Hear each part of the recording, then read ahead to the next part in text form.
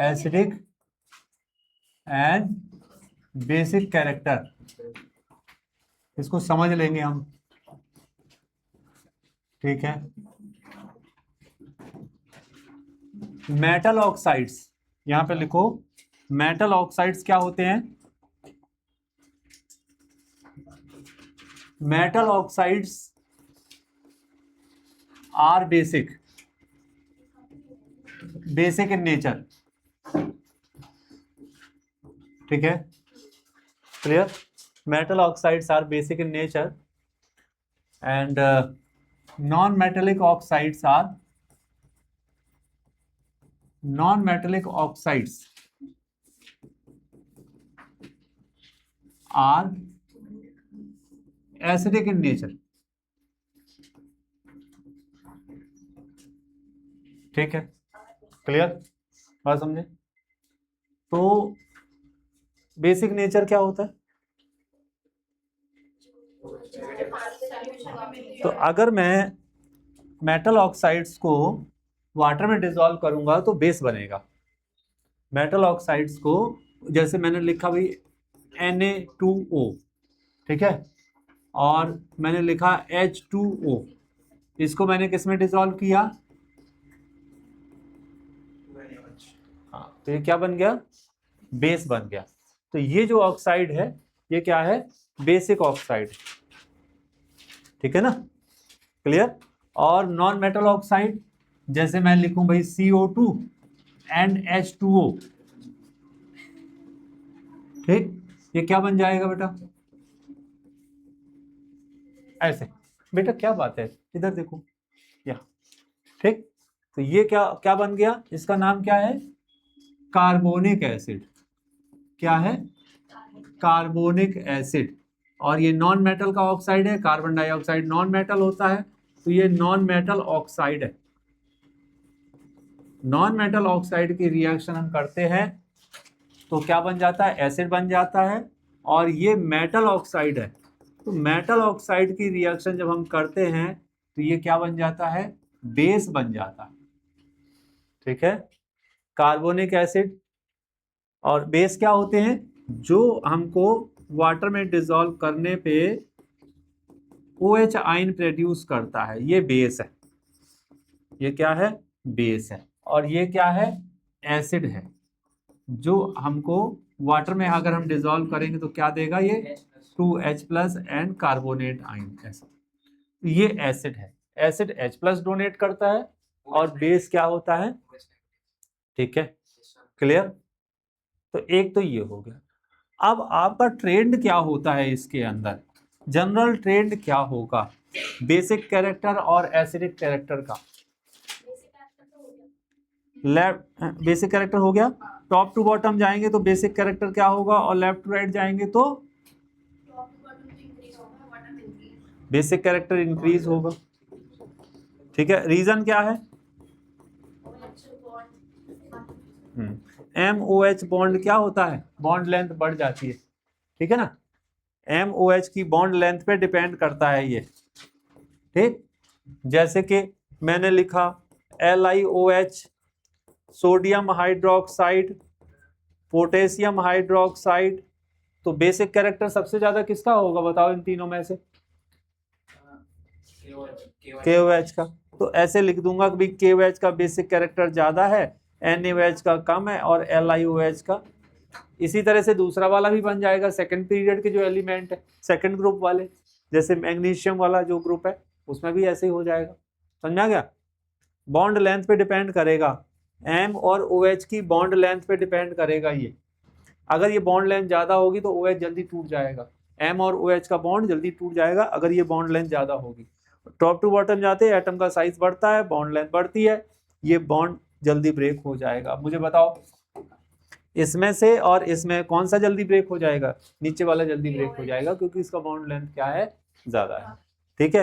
Left to right जाने पे acidic character बढ़ता है, लेफ्ट टू राइट जाने पे क्या होगा? एसिडिक कैरेक्टर इंक्रीज होता है। एसिडिक कैरेक्टर क्या होता है? इंक्रीज होता है, ठीक है, क्लियर।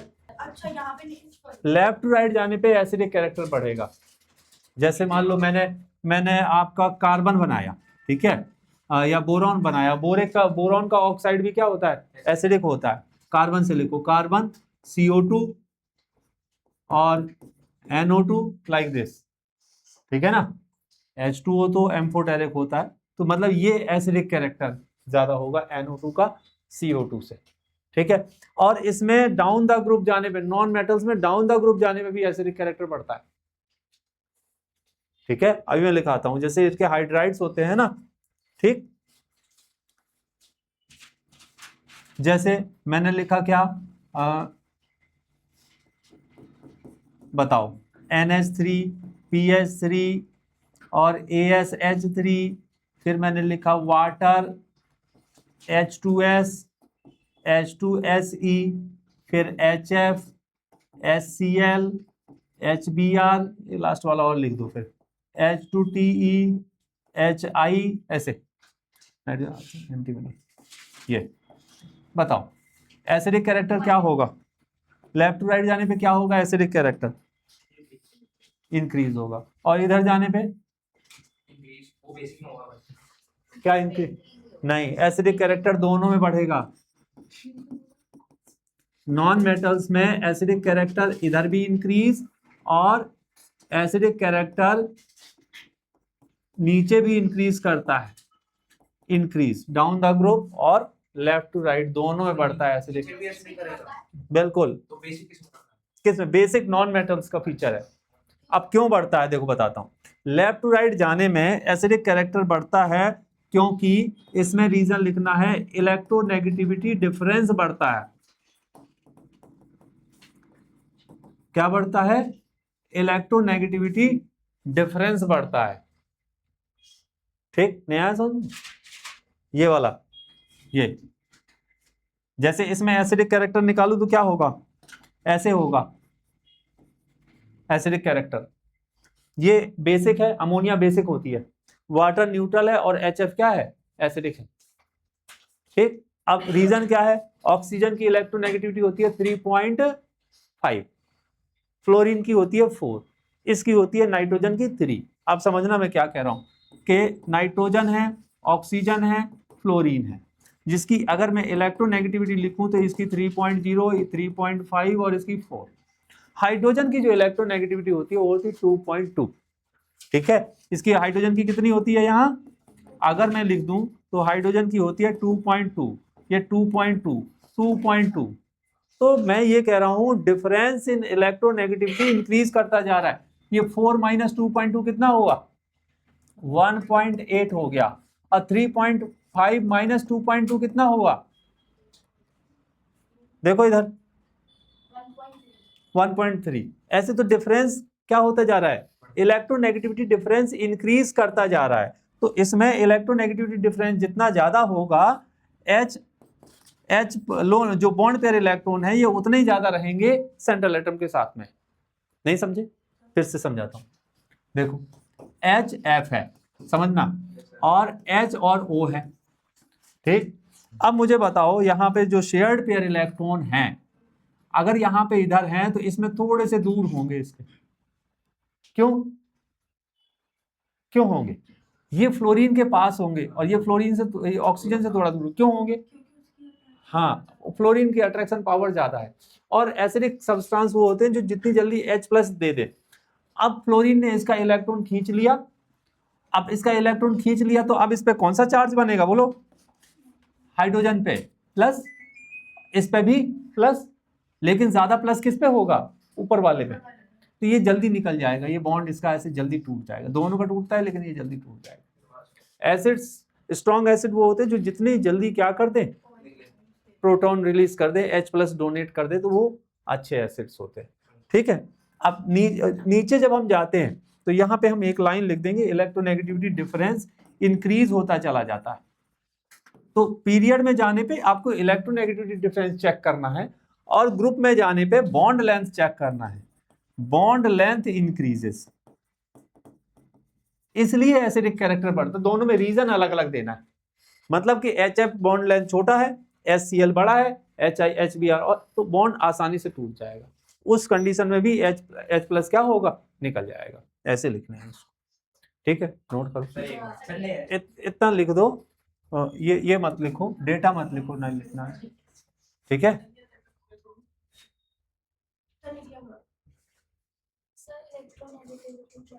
इलेक्ट्रोनेगेटिविटी होती है दो एटम्स के बीच में जो बॉन्ड पेयर होते हैं ना, जैसे मान लो कोवलेंट बॉन्ड बन गया, शेयरिंग से बॉन्ड बन गया, तो अब एक एटम जो है इलेक्ट्रॉन पेयर ज्यादा अट्रैक्ट करेगा, एक कम करेगा। जैसे मान लो फ्लोरीन है, फ्लोरीन की पावर इलेक्ट्रॉन विड्रॉ करने की ज्यादा होती है, तो शेयर्ड पेयर इलेक्ट्रॉन को क्या करता है, अपनी तरफ अट्रैक्ट करता है। तो मैं कहूंगा फ्लोरीन की इलेक्ट्रोनेगेटिविटी ज्यादा होती है। जैसे वो रस्सी खींचने वाला खेल नहीं होता, 5 लोग इधर 5 लोग इधर टीम बना के, तो जिसमें पावर ज्यादा होगी वो जीत जाएगा। तो फ्लोरीन में इलेक्ट्रॉन क्लाउड कैसे होता है, ऐसे ये मैंने बनाया, ठीक है। तो फ्लोरीन में ये क्लाउड कहाँ होगा इलेक्ट्रॉन का, जो शेयर्ड पेयर इलेक्ट्रॉन है, अगर यहाँ होगा तो ऑक्सीजन में थोड़ा दूर होगा उससे। क्यों, फ्लोरीन की पावर क्या है इलेक्ट्रॉन को अट्रैक्ट करने की, ऑक्सीजन के कंपेयर में ज्यादा होती है। ये रिलेटिव वैल्यू है, ये क्या है, रिलेटिव वैल्यू है। जैसे मतलब ऐसा नहीं, एब्सोल्यूट वैल्यू नहीं है उसकी, दो एलिमेंट्स में कंपेयर होगी हमेशा, ठीक है। पिछली क्लास में एब्सेंट थी क्या, ठीक। अब सुनो, एक और ध्यान से सुनो, इधर उधर बातों में लग जाते तुम लोग। आज पढ़ाई का मूड नहीं लग रहा तुम लोग का, हटाओ हटाओ इसको।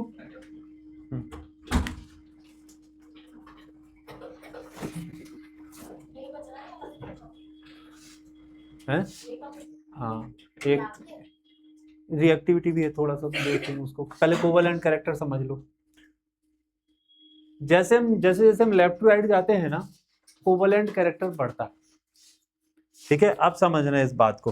कोवलेंट बॉन्ड समझते हो क्या होते हैं, शेयर होते हैं, ठीक है। चलो मैं एक एग्जांपल लिखता हूं, फिर मैं आपको कोवलेंट कैरेक्टर बताता हूं। जैसे मैंने लिखा कि Cl2 है, ठीक है, Cl2 बन गया ये। अब इलेक्ट्रॉन पेयर बीच में रहेगा, यहां दोनों के साथ शेयर होगा। अगर मैं HCl बनाऊं तो कहां पे रहेगा इलेक्ट्रॉन, ठीक है। और अगर मैं NaCl बना दूं तो पूरा ये इधर ही Cl में चला जाएगा, ठीक है ना, ऐसे हो जाएगा। इसमें ये होगा, लेकिन ये दोनों के बीच में रहेगा, यही बात है ना। इसको बोलते हैं पोलर कोवलेंट कंपाउंड। क्या बोलते हैं, ये है सॉरी नॉन पोलर, ये नॉन पोलर, ये पोलर कोवलेंट कंपाउंड, ठीक है। और ये क्या है, आयनिक कंपाउंड।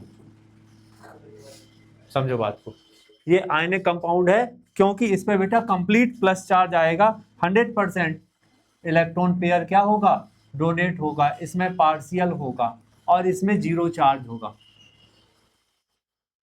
इसमें सोडियम अपना इलेक्ट्रॉन 100% डोनेट कर देगा और इसमें जो बॉन्ड बनेगा, आयनिक बॉन्ड बनेगा, फोर्स ऑफ अट्रैक्शन जो लगेगा, इलेक्ट्रोस्टैटिक फोर्स ऑफ अट्रैक्शन लगेगा, इसमें होगा। लेकिन ये भी शेयर कर रहा होगा, लेकिन पूरा डोनेट नहीं करेगा, ये पार्शियल चार्ज इसमें आएगा।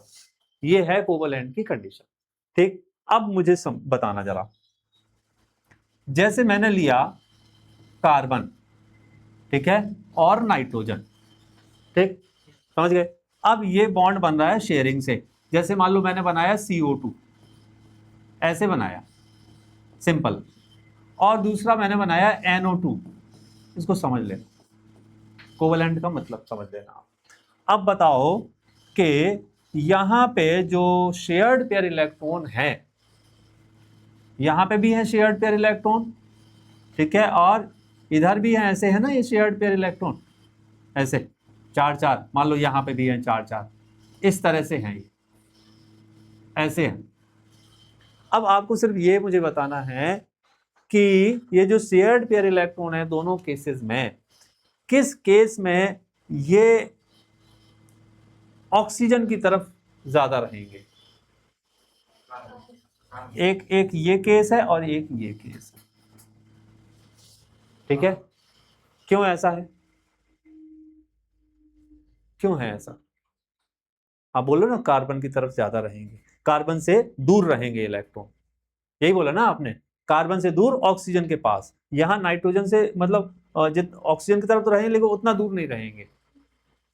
अगर ये कार्बन से 5 सेंटीमीटर की डिस्टेंस पे है तो ये 3 सेंटीमीटर ऐसा कुछ है, या पिकोमीटर ले लो।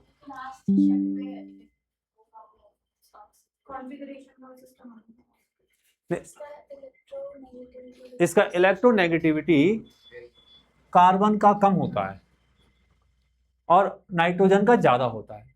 नाइट्रोजन अपनी तरफ इलेक्ट्रॉन खींच के ज्यादा रखेगा, ठीक है कि नहीं, और कार्बन नहीं रखेगा। तो अगर मैं इसमें बात करूं तो कौन सा ज्यादा कोवलेंट कैरेक्टर शो करेगा?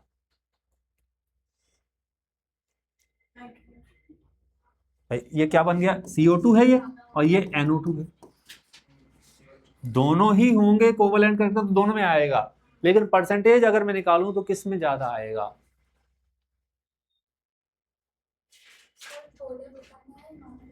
कोवलेंट कैरेक्टर बताना है। कोवलेंट जैसे मैंने यहां बनाया ना, मैं यहां कह रहा हूं कि इसमें 100% कोवलेंट कैरेक्टर है। अगर इलेक्ट्रॉन बीच में है, इलेक्ट्रॉन किसी एक एंड पे नहीं जा रहा है, तो मैं कहूंगा कोवलेंट कैरेक्टर उसमें ज्यादा है। इलेक्ट्रॉन किसी एंड पे जा रहा है तो इसका मतलब कि एक एंड पे इलेक्ट्रॉन डेंसिटी कम है, एक साइड में इलेक्ट्रॉन डेंसिटी ज्यादा है। ये आयनिक कंपाउंड, तो आयन बन जाएगा ना जल्दी से, ये आयनिक का फीचर है। कोवलेंट का ये है कि भाई शेयरिंग से जो बन जाए, ठीक है, इक्वल शेयरिंग से, तो वो कोवलेंट कंडीशन होती है। ठीक, आप सोचो इसकी चूंकि इलेक्ट्रोनेगेटिविटी ज्यादा है तो ये अपनी तरफ इलेक्ट्रॉन रखेगा, तो इस एंड पे नहीं जा पाएगा, ये नाइट्रोजन ऑक्सीजन की तरफ ज्यादा अट्रैक्टिव हो पाएगा। क्यों? नाइट्रोजन को खींच रहा है इलेक्ट्रॉन को, तो इसमें ज्यादा कोवलेंट कैरेक्टर आएगा, इसमें कम आएगा। हाँ, समझ आ रही है? अगर वैसे तो ये दोनों कोवलेंट है, लेकिन अगर परसेंटेज निकालने की बात आए तो इसमें परसेंटेज ऑफ कोवलेंट कैरेक्टर ज्यादा आएगा, इसमें इसके कंपेयर में कम आएगा, कंपैरिजन की जब हम बात करेंगे। ठीक है, क्लियर? एक चीज होगी। अब मान लो मैंने ऐसे बनाया PCl5 और PCl3, या मैं सुनो ऑक्सीजन का ही बनाता हूं, रुक जाओ, नाइट्रोजन ऑक्सीजन का ही बनाता हूं मैं।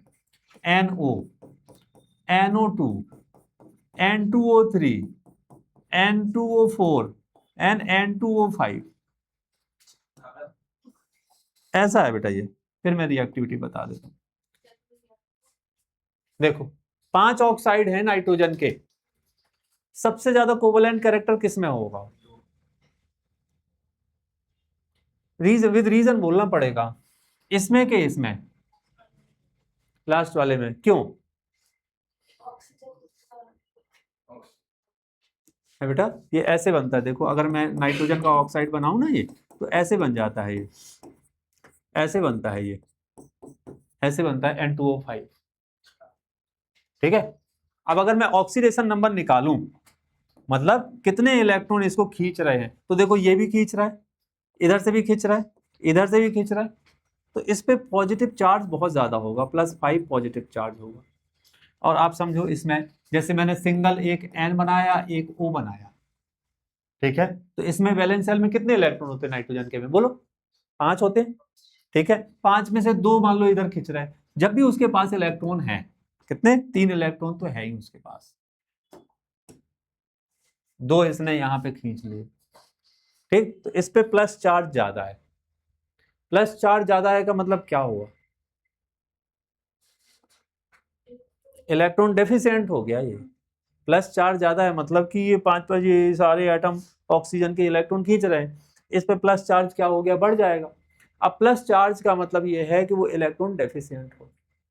अब अगर वो इलेक्ट्रॉन डेफिशिएंट हो गया, ठीक है, तो वो जो साथ वाले एटम है उससे स्ट्रांगली इलेक्ट्रॉन अट्रैक्ट करेगा। क्लियर? तो ये शेयर्ड पेयर इलेक्ट्रॉन जो न्यूक्लियस के दूर दूर जा रहे हैं ना, ये पास आ जाएंगे नाइट्रोजन के। नहीं आया समझ में?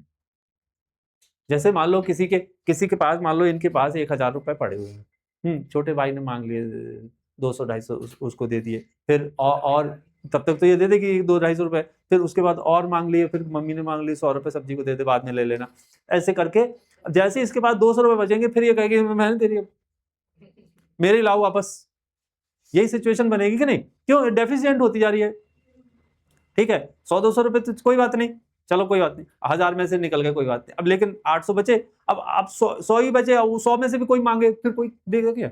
नहीं, ऐसी सिचुएशन ऐसी बनती है। तो फिर ये एटम जो है ये क्या करते हैं, ये फिर इलेक्ट्रॉन विड्रॉ करने लगते हैं, जहां से भी उनको मिले वहां से विड्रॉ करने लगते हैं ये इलेक्ट्रॉन। तो ये जो इलेक्ट्रॉन यहाँ कंडीशन है, तो मैं सिर्फ ये कह रहा हूं कि नाइट्रोजन में अगर ये इलेक्ट्रॉन यहां पर आ गए तो इस वाले नाइट्रोजन में बेटा ये नाइट्रोजन के पास ही रहेंगे, बहुत ज्यादा दूर नहीं जाएंगे नाइट्रोजन से। क्यों? इस पे पॉजिटिव चार्ज है, ये इलेक्ट्रॉन विड्रॉ करेगा स्ट्रांगली। तो अगर मैं देखूं तो ऑक्साइड में ऑक्सीडेशन नंबर बढ़ने के साथ साथ उसका कोवलेंट कैरेक्टर बढ़ता है। और कोवलेंट कैरेक्टर जो फीचर है वो सिर्फ नॉन मेटल्स ऑक्साइड्स में ही देखने को मिलता है। ठीक है, वैसे तो कोई भी कंपाउंड ना तो 100% आयनिक होता है ना 100% कोवलेंट होता है, उसमें कुछ, जैसे मान लो मैं H2 लिखता हूं, अब बताओ ये आयनिक है कि कोवलेंट है? कैसे पता? इलेक्ट्रॉन शेयर से बना है ना, तो फिर कोवलेंट हुआ ना, ये तो 100% कोवलेंट लग रहा है, लेकिन इसमें 2% आयनिक कैरेक्टर होता है, 98% कोवलेंट कैरेक्टर होता है और 2% क्या होता है इसमें? आयनिक कैरेक्टर होता है। ऐसा कभी नहीं होता कि कोई मॉलिक्यूल 100% क्या हो जाए, आयनिक हो जाए या 100% कोवलेंट हो जाए। ठीक है ना, कोवलेंट या आयनिक होना एक सिचुएशन है, डिपेंड करता है। अब जैसे इसमें दोनों में बीच में रहेंगे, इसमें शिफ्ट हो गए, इसमें ज्यादा शिफ्ट क्यों हो गए? क्योंकि ये मेटल है, ये नॉन मेटल है, इसमें दोनों नॉन मेटल है, लेकिन इसकी इलेक्ट्रोनेगेटिविटी कितनी है? ज्यादा है, इसकी इलेक्ट्रोनेगेटिविटी 3.5 है, इसकी 2.2 है, इन दोनों की बराबर है तो इक्वल डिस्टेंस पे रहेंगे। इसकी कितनी है? 0.79 होती है और इसकी कितनी होती है? 3.5। जितना ज्यादा डिफरेंस होगा उतना ही इलेक्ट्रॉन उस तरफ चले जाएगा। ठीक है कि नहीं? ये अब तीसरा और लास्ट इसमें है, फिर हम एक दिन इसकी एक्सरसाइज भी करेंगे। ठीक, वो है reactivity.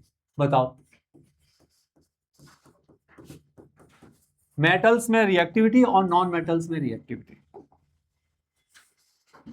Reactivity in metals and reactivity in non metals. In non metals ये लिख दिया ना आपने?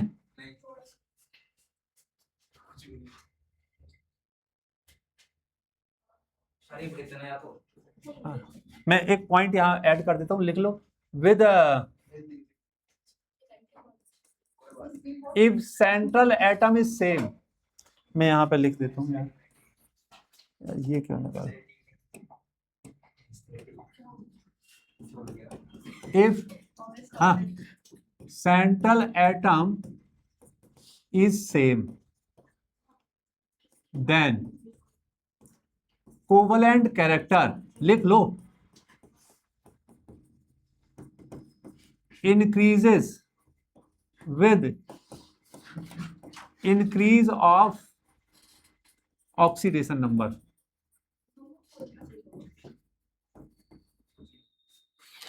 ऐसा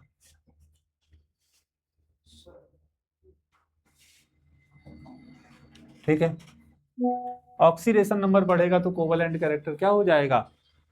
बढ़ जाएगा। अभी इसमें क्वेश्चंस कराने पड़ेंगे आपको, जब एक्चुअली ये बहुत सारे क्वेश्चंस बॉन्डिंग से रिलेटेड दिए हुए हैं इसमें, तो बॉन्डिंग का जब तक आप बाजी करनी पड़ेगी। हाँ चलो लिखो, बताओ रिएक्टिविटी का क्या पैटर्न होगा? सुनते नहीं, रिएक्टिविटी डाउन द ग्रुप जाने पे क्या होगी? क्यों होगी?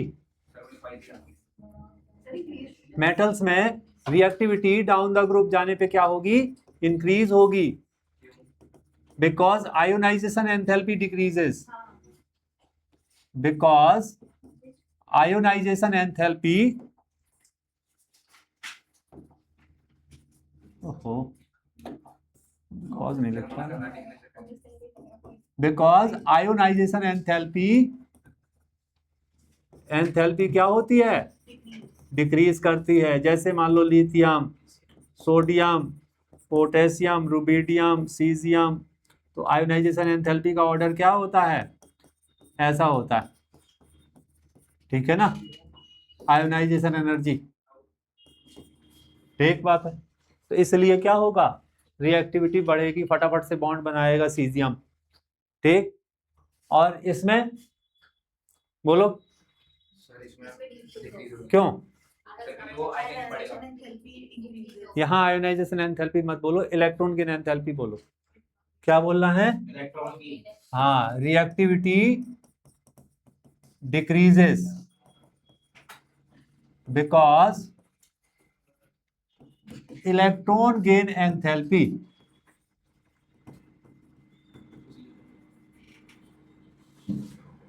becomes less negative, ऐसा लिखो, ठीक है।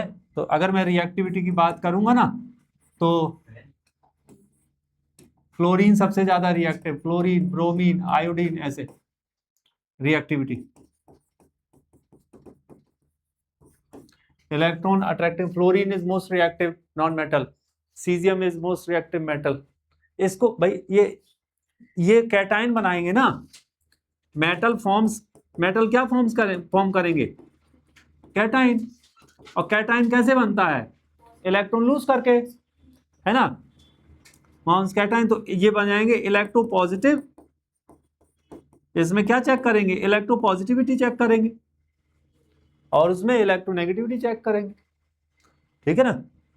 और ये नॉन मेटल्स क्या बनाएंगे, नॉन मेटल्स फॉर्म एनाइन, ठीक है। एनाइन कैसे बनेगा, इलेक्ट्रॉन गेन करके, इलेक्ट्रॉन गेन करके, तो ये इलेक्ट्रोनेगेटिविटी चेक कर देंगे इसकी, ये है, ठीक है ना। तो इलेक्ट्रोनेगेटिविटी का ऑर्डर मैंने बता ही दिया आपको क्या होगा, ठीक। तो मेटल्स एंड नॉन मेटल्स में रिएक्टिविटी इस तरह से चेक करते हैं।